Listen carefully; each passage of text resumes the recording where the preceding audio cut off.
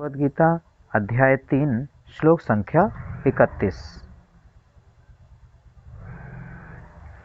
ये मे मतमिदं नित्यं नुतिष्ठन्ति मानवाः श्रद्धावन्तो न सूयन्तो मुच्यन्ते तेऽपि कर्मभिः। ये मे मतमिदं नित्यं नुतिष्ठन्ति मानवाः श्रद्धावन्तो न सूयन्तो मुच्यन्ते तेऽपि कर्मभिः। पढ़िए प्रभु जी।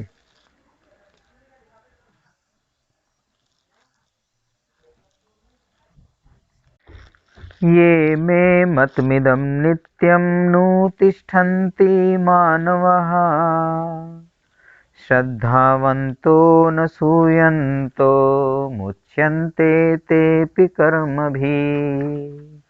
इस श्लोक का अर्थ है, बहुत छोटा सा अर्थ है और इसका तात्पर्य भी बहुत छोटा सा ही है। जो व्यक्ति मेरे आदेशों के अनुसार अथवा कर्तव्य करते रहते हैं, सभी के अपने अपने कर्तव्य हैं, सभी वर्ण के अपने अपने धर्म हैं, उस धर्म के अनुसार उनके कर्तव्य हैं। गृहस्थ के अपने कर्तव्य हैं, सन्यासी के अपने कर्तव्य हैं, वानप्रस्थी के अपने कर्तव्य हैं, तो सभी के अपने अपने कर्तव्य हैं। इसी प्रकार वैश्य के, क्षत्रिय के, शूद्र के और ब्राह्मण के अपने अपने कर्तव्य हैं। तो भगवान कह रहे हैं, जो व्यक्ति मेरे आदेश के अनुसार कर्तव्य करते रहते हैं, अर्थात अपने वर्ण धर्म आश्रम के अनुसार कर्म करते रहते हैं, और किस तरह करते हैं? ईर्ष्या से रहित होकर इस उपदेश का श्रद्धा पूर्वक पालन करते हैं, वे सकाम कर्मों के बंधन से मुक्त हो जाते हैं। कितनी अच्छी बात भगवान ने बताई है। अभी तक तो भगवान ये बताते रहे कि निष्काम भाव से कर्म करो, निस्वार्थ भाव से कर्म करो, तो कर्म का बंधन नहीं होता। अब फिर कहा कि जो सकाम भाव से कर्म करते हैं वे लोग अधम गति को प्राप्त करते हैं, उच्च लोकों में नहीं जाते। जो लोग सकाम कर्म करेंगे तो अधम गति को प्राप्त होते हैं, और जो ज्ञानी हैं, जो इस बात को जानते हैं कि क्या चीज़ सकाम कर्म होता है, क्या चीज़ निष्काम कर्म होता है, भगवान कह रहे हैं कि उन लोगों को, ज्ञानी लोगों को, ऐसे सकाम कर्मियों को कर्म करने से विचलित नहीं करना चाहिए। तो फिर वो तो सकाम कर्म के बंधन में फंसते जाएंगे। और हम भी यदि कोई काम सकाम कर्म करते हैं, यानी कामना के साथ करते हैं कि इस काम को करूंगा तो मुझे ये लाभ होगा, तो हम भी सकाम कर्म के बंधन में फंसेंगे। भगवान क्या कह रहे हैं? जो इस उपदेश को अर्थात गीता जी को श्रद्धा पूर्वक श्रवण करता है, उसका पालन करता है, वो सकाम कर्मों के बंधन से मुक्त हो जाते हैं। अर्थात कोई गीता जी का आश्रय केवल ले ले, उनके प्रति श्रद्धा रखे। यहाँ पे श्रद्धा वर्ड प्रयोग किया है भगवान ने।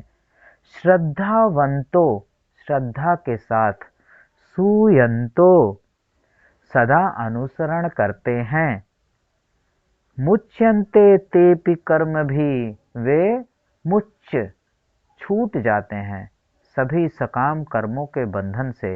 अर्थात हमसे अब तक जो सकाम कर्म हो गए हैं, क्योंकि ज्ञान तो आज पता चला, जब हमने गीता जी पढ़ी तब पता चला।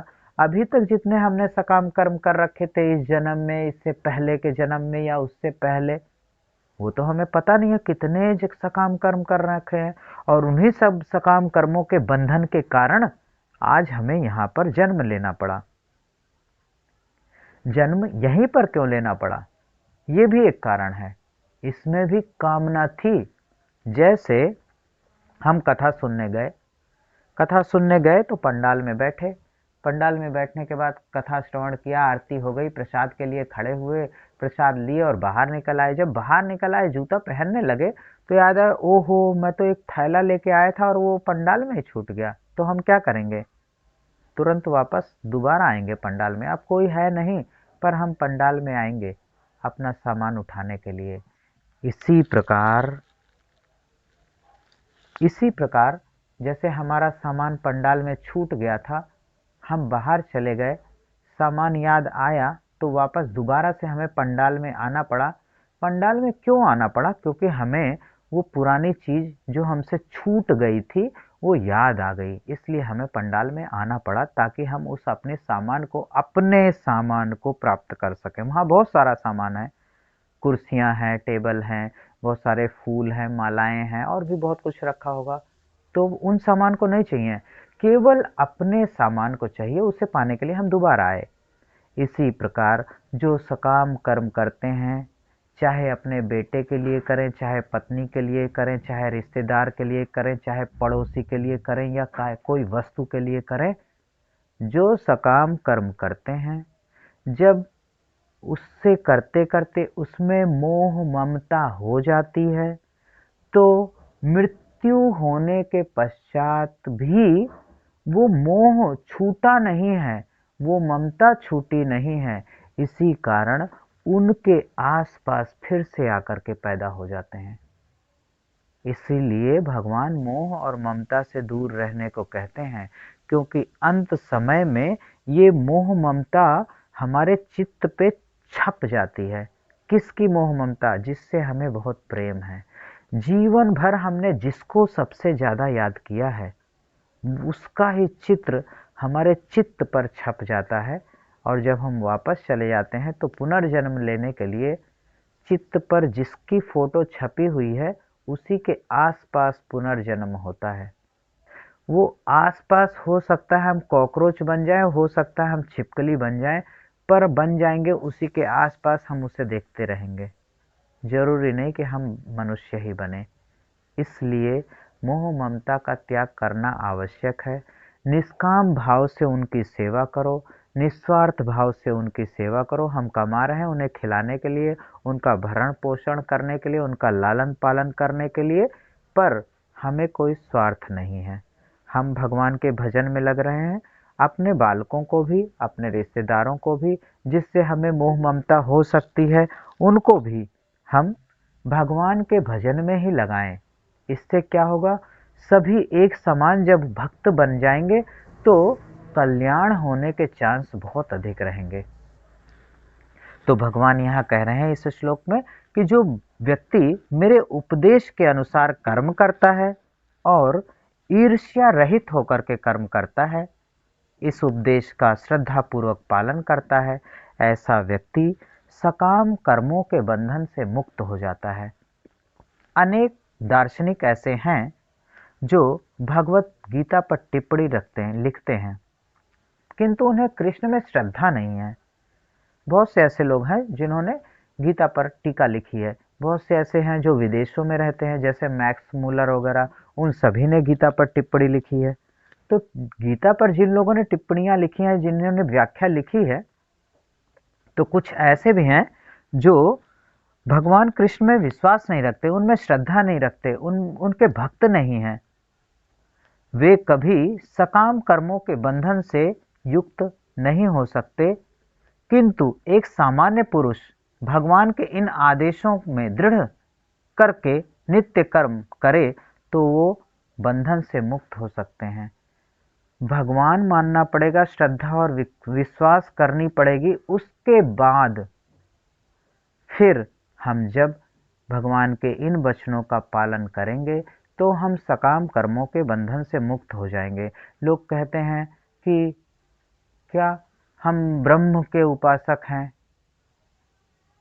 सगुण उपासक परहित, निरत नीत दृढ़ नेम, सो मन समान मम जिनके दुज पद प्रेम। जो सगुण के उपासक हैं, जो ब्राह्मणों का, भक्तों का सेवा संस्कार सम्मान लालन पालन उनकी देख रेख करते हैं, भगवान उनको अपने प्राणों से ज़्यादा प्रिय मानते हैं।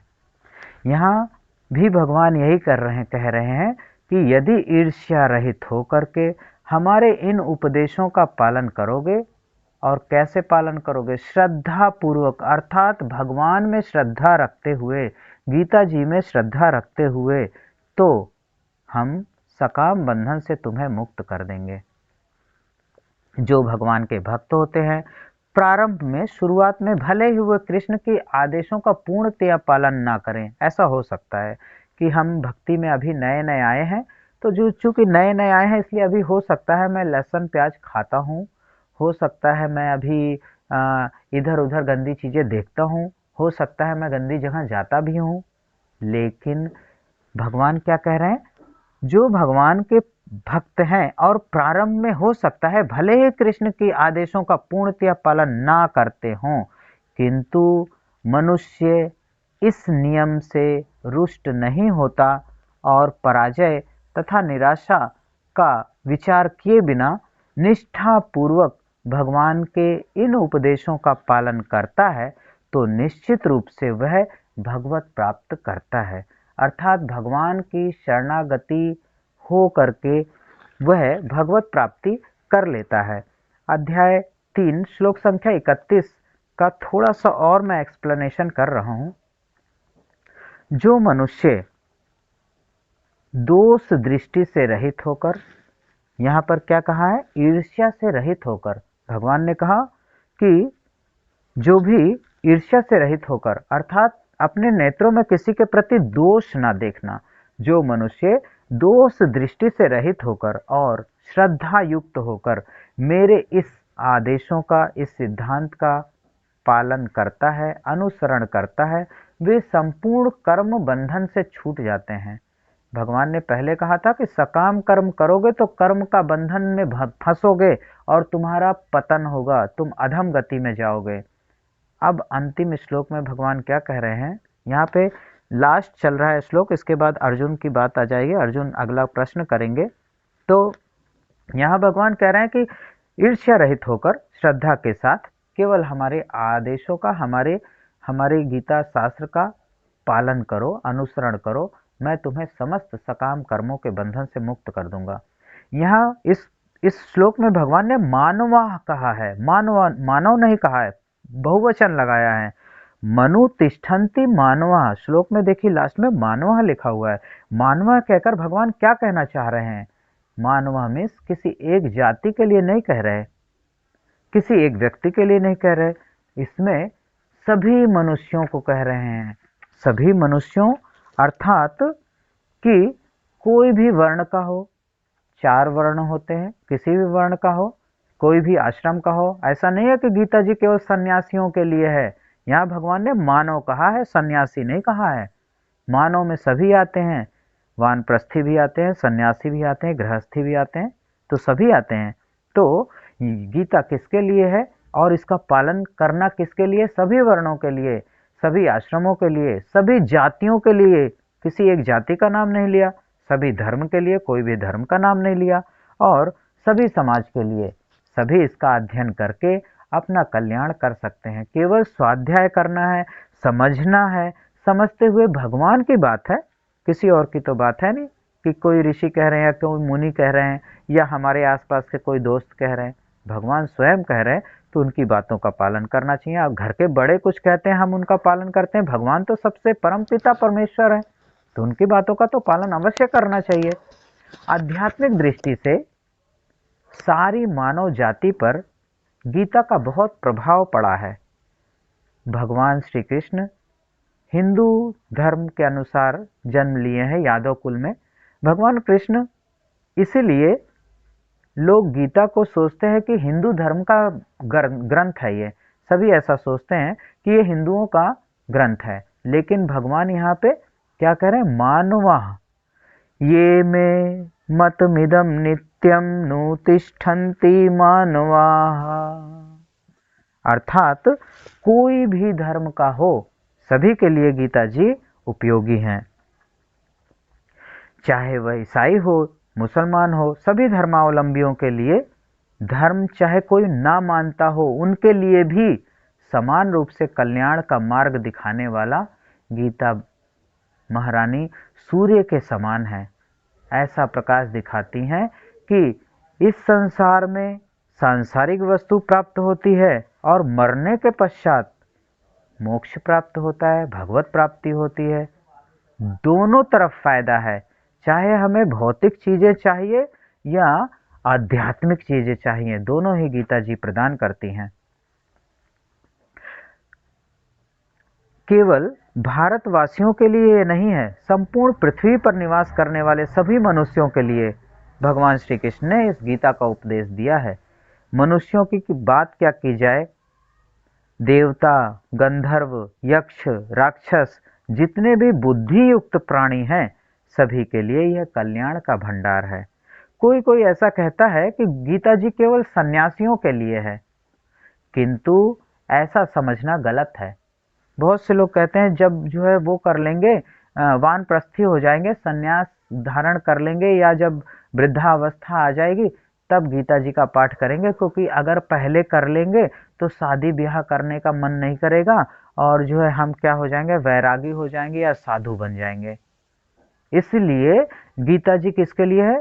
ज्यादातर घरों में रामचरितमानस और भागवत इसका पाठ होता है, गीता जी का बहुत कम पाठ होता है।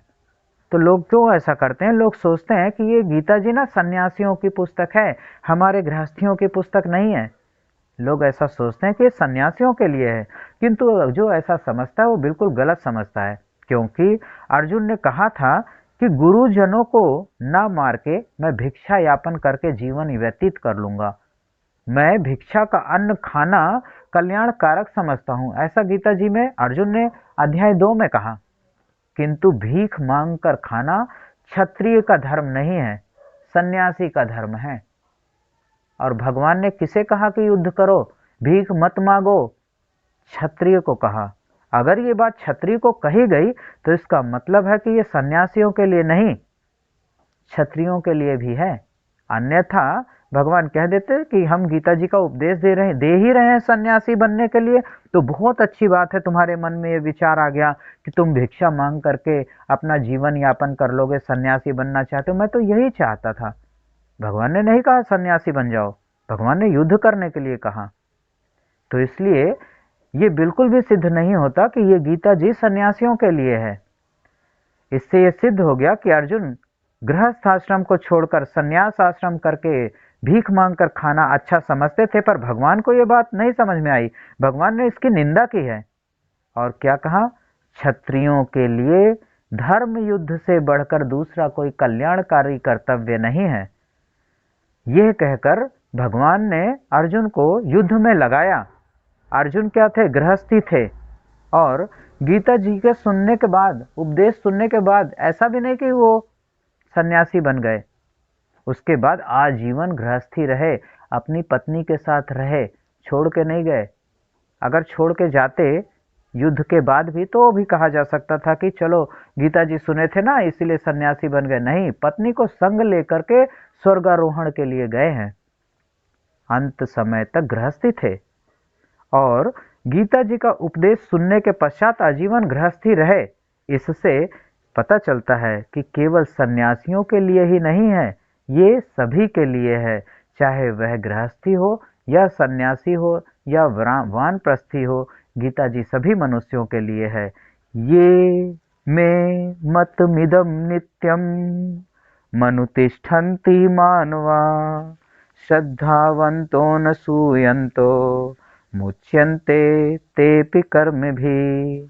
अतः गीता शास्त्र सभी के लिए इस लोक में और परलोक में दोनों जगह कल्याण करने वाला है। यह सबके लिए सर्वोत्तम परम धर्म ग्रंथ है।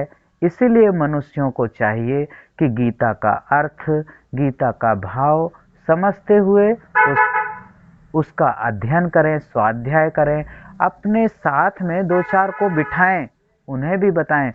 ठाकुर जी ना मन में बहुत सारी प्रेरणा देते हैं। हमें कुछ भी नहीं आता, ना मुझे संस्कृत आती है, ना मैं संस्कृत का अध्यापक हूँ, ना मैंने संस्कृत में कोई डिप्लोमा करी है, और ना ही इन सब का अर्थ ही मुझे पता है।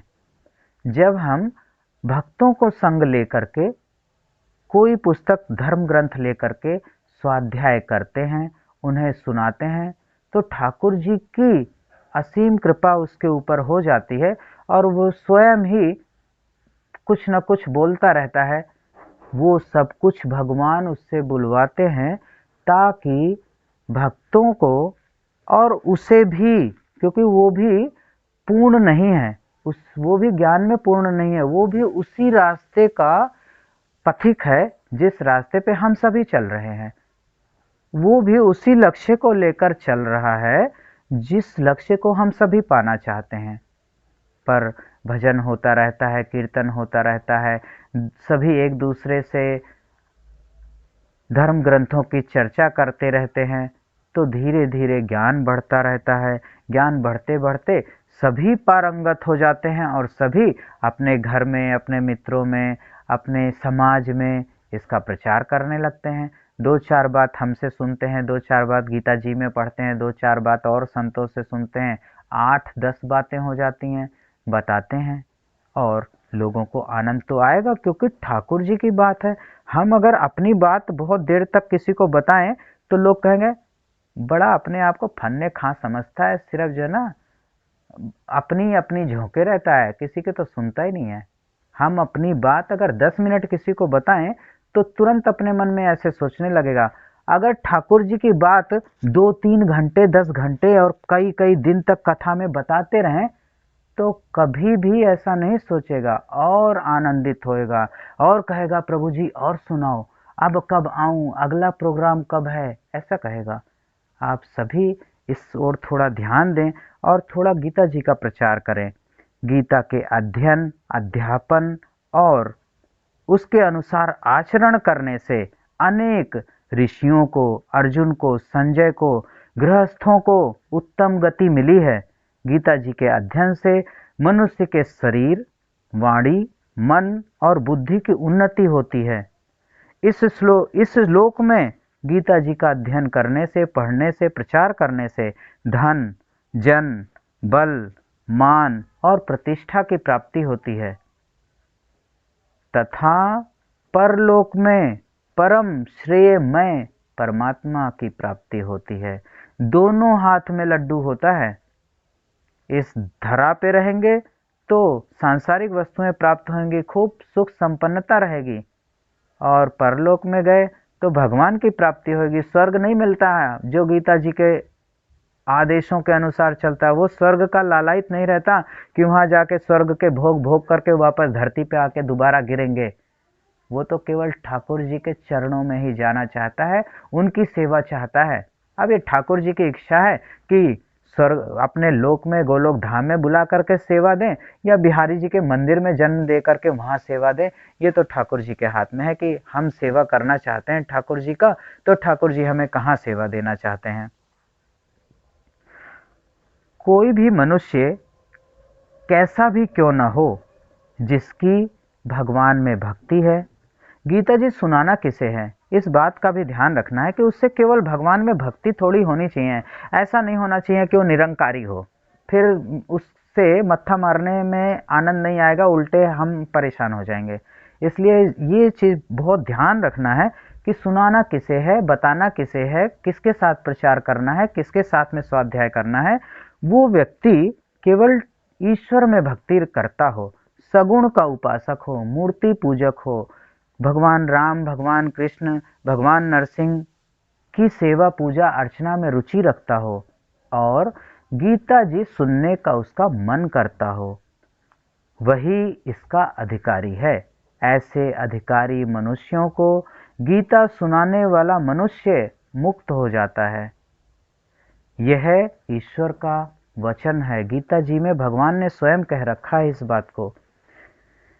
यहाँ पर अध्याय 3 श्लोक संख्या 31 का तात्पर्य संपूर्ण हो रहा है और 57 हो रहे हैं। एक श्लोक और लेते हैं। अध्याय 3 श्लोक संख्या 32। ये त्वेतदभ्यसूयन्तो नानुतिष्ठन्ति मे मतम् सर्वज्ञान विमूढांस्तान् विद्धि नष्टान् चेतसः। ये त्वेतदभ्यसूयन्तो नानुतिष्ठन्ति मे मतम् सर्वज्ञान विमूढांस्तान् विद्धि नष्टान् चेतसः। पढ़िए प्रभु जी।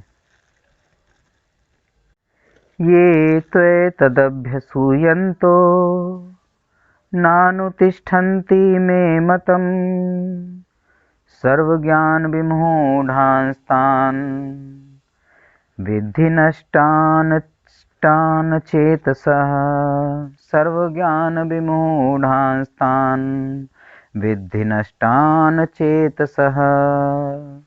इस श्लोक का अर्थ है, किंतु जो ईर्ष्या के कारण इस उपदेशों की उपेक्षा करते हैं और इसका पालन नहीं करते हैं, उन्हें समस्त ज्ञान से रहित, दिग्भ्रमित तथा सिद्धि के प्रयासों में नष्ट और भ्रष्ट समझना चाहिए। हम इस श्लोक का बहुत अधिक व्याख्या नहीं करना चाहते, क्योंकि यहाँ सभी भक्त हैं और हमें नहीं लगता कि इस तरह से हम कुछ निंदा या कुछ करके उन्हें भ्रमित कर सकते हैं। जो मार्ग में चल रहे हैं, सही मार्ग में चल रहे हैं, उन्हें विपरीत बात बताने से कुछ फर्क नहीं पड़ने वाला। ये तो उनके लिए है जो कर ही नहीं रहे हैं, उन्हें डराने के लिए कि चल भाई कैसे भी तू भगवान में तो लग सके। तो भगवान कह रहे हैं, पहले तो बता दिया कि हमारा इन आदेशों का पालन करोगे, गीता के मार्ग का अनुसरण करोगे तो भव बंधन से मुक्त हो जाओगे, हमें प्राप्त कर लोगे, संसार में रहोगे तो सांसारिक वस्तुएं प्राप्त कर लोगे और परलोक में आओगे तो हमारी प्राप्ति हो जाएगी। फिर भगवान कह रहे हैं कि यदि कोई ईर्ष्या के कारण इस उपदेश की उपेक्षा करता है, यानी अरे चलो ना, बहुतेरे आए उपदेश देने वाले, ऐसे तो पता नहीं, अपना मौज करो, ऐसी जिंदगी कभी मिली है, आज मिली है, कल रहे ना रहे, आज जितना मौज कर सकते हो कर लो।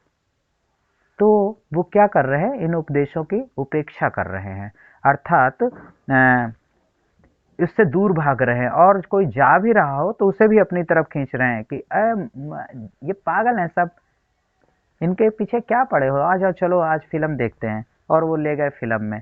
तो क्या है, उपेक्षा करते हैं और इसका पालन भी नहीं करते कि गलती से भी पालन हो जाए ना, तो शायद गलती से पालन हो जाए तो पश्चाताप करेंगे कि यार आज मेरे से गलती से सच कैसे निकल गया मेरे मुंह से, तो इसके लिए पश्चाताप करता हूँ। आज सच निकल गया ना, इसलिए रोज 1000 झूठ बोलता था तो आज 2000 बोलूंगा, ताकि वो पश्चाताप हो जाए सच बोलने का। ये ऐसे भी लोग होते हैं, तो वे इनका पालन नहीं करते। उन्हें समस्त ज्ञान से रहित, ज्ञान केवल यही है कि जीते जी हम अपने आप को समझ लें, परमात्मा को समझ लें और अपनी आत्मा को समझ लें, हमारी आत्मा भगवान से एक मेक हो सके, इसके लिए हमें क्या करना चाहिए ये समझ लें। ये ज्ञान है, यानी आध्यात्मिक ज्ञान। ये जो भौतिक ज्ञान है कि साइंस पढ़ लो और एसएसटी पढ़ लो और संस्कृत पढ़ लो, ये सब तो भौतिक ज्ञान है, लेकिन असली ज्ञान क्या है कि हमें कुछ आध्यात्मिक ज्ञान प्राप्त हो जाए। तो जो आध्यात्मिक ज्ञान, ऐसे लोग आध्यात्मिक ज्ञान से रहित होते हैं, दिग्भ्रमित होते हैं, यानी उसकी बुद्धि भ्रष्ट सी रहती है। अभी तो सोच रहा था कि मेरठ की जाना है और एक ही मिनट में छोड़ो हटाओ मेरठ नहीं जा रहा, अब फरीदाबाद जा रहा हूँ, ले कुछ पता नहीं, दिग्भ्रमित, क्या करेगा कुछ पता नहीं है। तो उसका दिमाग जो है ना भ्रमित रहता है हमेशा, क्या करे क्या ना करे, बुद्धि से भ्रष्ट रहता है तथा सिद्धि के प्रयासों में नष्ट भ्रष्ट रहता है। तो ऐसे व्यक्ति को इस प्रकार समझना चाहिए। यहाँ पर जो भगवान का भक्त नहीं होता वह दोषपूर्ण होता है, ऐसा इस कथन में भगवान कह रहे हैं। जिस प्रकार परम अधिशासी की आज्ञा से, जैसे हम किसी ऑफिस में काम कर रहे हैं तो हमें क्या करना पड़ेगा, ऑफिसर की आज्ञा का पालन करना पड़ेगा। अगर उसके आदेशों के अनुसार हम ऑफिस में काम नहीं करेंगे तो हो सकता है हमें फायर आउट निकाल दिया जाए, या फिर कुछ जुर्माना लगा दिया जाए, या फिर हम अपने बॉस के कोप भाजन बने, अर्थात अच्छा काम मिला हो कुर्सी पे बैठ करके करने का, तो हो सकता कोई डिमोशन हो जाए प्रमोशन की जगह। तो ऐसा हो जाएगा, कब होएगा, जब हम अपने अधिकारी की बातों का पालन नहीं करेंगे। ये संसार में ही देखने को मिलता है कि हम अपने अधिकारी की बातों का पालन ना करें तो हमारा ये हाल हो जाता है।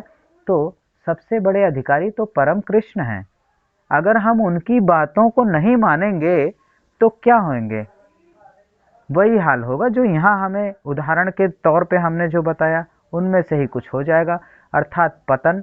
और वो पतन फिर 4 पैरों वाले बने या 6 पैरों वाले, कुछ पता नहीं है।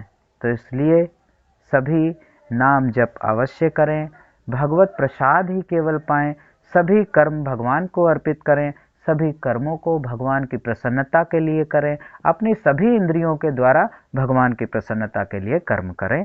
ऐसा करने से ही भगवत भक्ति प्राप्त हो जाएगी। और टाइम हो गया है 10। ठीक है, आज की कथा, गीता जी की तात्पर्य की कथा को यहीं पर संपूर्ण करते हैं। कल हम श्रवण करेंगे श्लोक संख्या 33 को। आज की श्रीमद् भागवत गीता कथा फल को श्री सीतारामचंद्र जी के चरणों में समर्पित करते हुए आप सभी भक्तजनों को सादर दंडवत प्रणाम। हरे कृष्णा। जय सिया राम भैया।